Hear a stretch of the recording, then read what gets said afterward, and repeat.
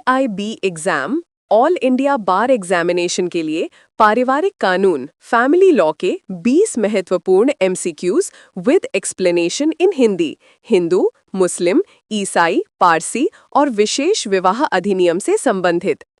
1. हिंदू विवाह अधिनियम 1955 के अंतर्गत वैध विवाह के लिए क्या आवश्यक है? A. दोनों पक्ष हिंदू हों। B. विवाह रजामंदी से हुआ हो। C. दोनों की आयु उपयुक्त हो। D. उपरोक्त सभी। सही उत्तर है D. उपरोक्त सभी। व्याख्या: धारा 5 के अनुसार विवाह तभी वैध है जब A. दोनों हिंदू हों। B. सहमति से विवाह हो। C. पुरुष की आयु 21 और स्त्री की 18 वर्ष हो। 2. हिंदू विवाह अधिनियम की धारा 9 संबंधित है। A. तलाक से। B. सहवास के अधिकार की पुनः स्थापना से। C. गोद लेने से। D. रखरखाव से। सही उत्तर है B. सहवास के अधिकार की पुनः स्थापना से। व्याख्या: धारा 9 में प्रावधान है कि यदि पति या पत्नी बिना कारण के अलग हो जाएं, तो दूसरा पक्ष सहवास रेस्टिट्यूशन ऑफ कॉन्जुगल राइट्स की डिक्री प्राप्त कर सकता है। 3. हिंदू विवाह अधिनियम की धारा 13 किससे संबंधित है? A. वैध विवाह की शर्तें। B. तलाक के आधार। C. गोद लेने का अधिकार। D. विवाह की पंजीकरण। सही उत्तर है B. तलाक के आधार। व्याख्या: धारा 13 में तलाक के आधार दिए गए हैं, जैसे व्यभिचार, परित्याग, धर्म परिवर्तन, क्रूरता आदि। 4.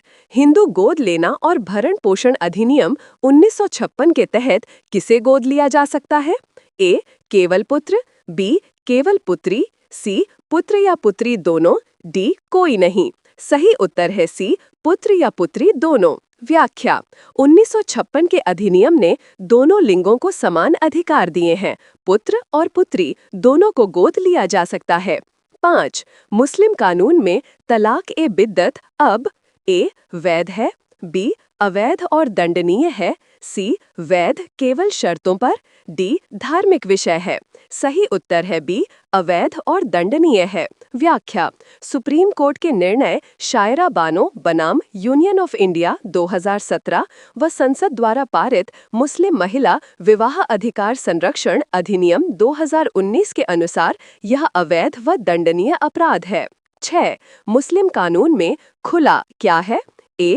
पति का तलाक। B. पत्नी द्वारा तलाक पति की सहमति से। C. न्यायालय द्वारा तलाक। D. एक पक्षीय तलाक। सही उत्तर है B.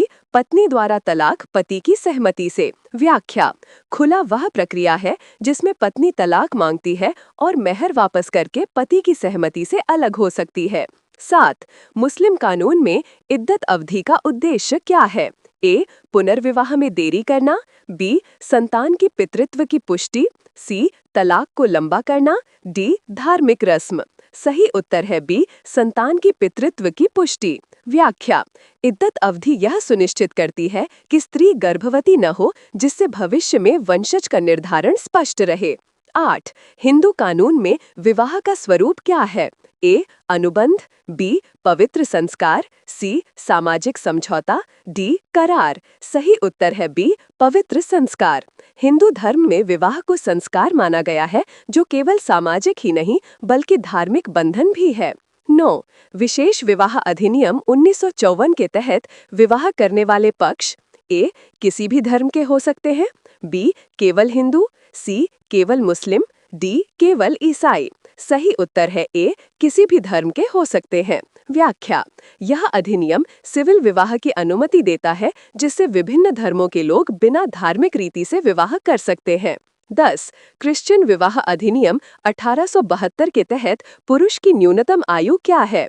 A. 18 वर्ष। B. 21 वर्ष। C. 20 वर्ष। D. 22 वर्ष। सही उत्तर है B. 21 वर्ष। व्याख्या: धारा 60 के अनुसार ईसाई विवाह वैध तभी है जब पुरुष 21 वर्ष और स्त्री 18 वर्ष की हो। 11. पारसी विवाह एवं तलाक अधिनियम 1936 के अंतर्गत विवाह वैध कब है? A. जब दोनों पारसी हों। B. जब पंजीकरण हो। C. जब दहेज न हो। D. जब गवाह उपस्थित हों। सही उत्तर है A. जब दोनों पारसी हों। व्याख्या: इस अधिनियम में केवल 2 पारसी व्यक्तियों के बीच विवाह को वैध माना गया है। 12 हिंदू कानून में पुनर्विवाह की अनुमति कब है? ए. किसी भी समय। बी. जब पति या पत्नी की मृत्यु हो जाए या तलाक हो जाए। सी. विवाह के तुरंत बाद। डी. कानून अनुमति न दे। सही उत्तर है बी. जब पति या पत्नी की मृत्यु हो जाए या तलाक हो जाए। व्याख्या: हिंदू विवाह अधिनियम 1955 की धारा 15 के अनुसार तलाक या मृत्यु के बाद पुनर्विवाह संभव है।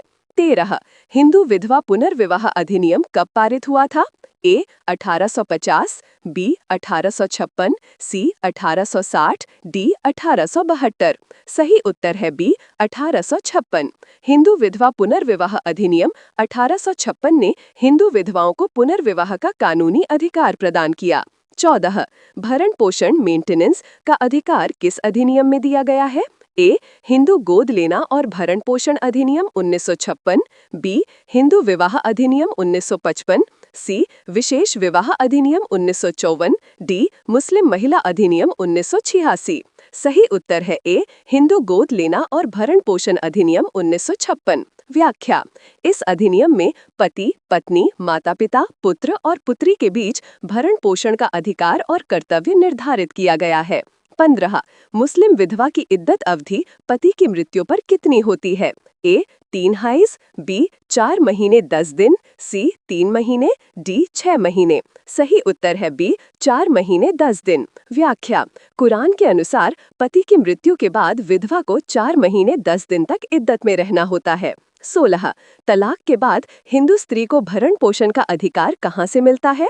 ए. धारा 24 और 25 हिंदू विवाह अधिनियम, बी. धारा 9 विशेष विवाह अधिनियम, सी. संविधान से, डी. केवल न्यायालय की अनुमति से। सही उत्तर है ए. धारा 24 और 25 हिंदू विवाह अधिनियम। 17 हिंदू विवाह अधिनियम की धारा 11 का संबंध है ए. शून्य विवाह से, बी. शून्य विवाह से, सी. तलाक से, डी. सहवास से। सही उत्तर है ए. शून्य विवाह से। व्याख्या: धारा 11 में कहा गया है कि यदि विवाह धारा 5 की किसी शर्त का उल्लंघन करता है, जैसे कि पहले से विवाहित होना, तो वह अमान्य होगा।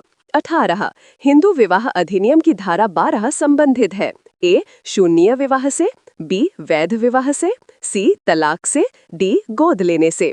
सही उत्तर है ए. शून्य विवाह से। व्याख्या: धारा 12 में ऐसे विवाहों का उल्लेख है जो कुछ दोषों के कारण शून्य हो सकते हैं, जैसे धोखाधड़ी, बलपूर्वक विवाह आदि। 19 मुस्लिम महिला विवाह अधिकार संरक्षण अधिनियम 2019 के अंतर्गत ट्रिपल तलाक पर सजा क्या है? ए. 1 वर्ष, बी. 2 वर्ष, सी. 3 वर्ष, डी. जुर्माना मात्र। सही उत्तर है सी. 3 वर्ष। व्याख्या: इस अधिनियम के तहत ट्रिपल तलाक को अपराध माना गया है और इसकी अधिकतम सजा 3 वर्ष की कैद है। 20 विशेष विवाह अधिनियम 1954 में विवाह की सूचना कितने दिन पहले देनी होती है? ए. 10 दिन, बी. 15 दिन, सी. 30 दिन, डी. 45 दिन। सही उत्तर है सी. 30 दिन। व्याख्या: धारा 5 के अनुसार विवाह की सूचना मैरिज ऑफिसर को 30 दिन पूर्व देनी आवश्यक है।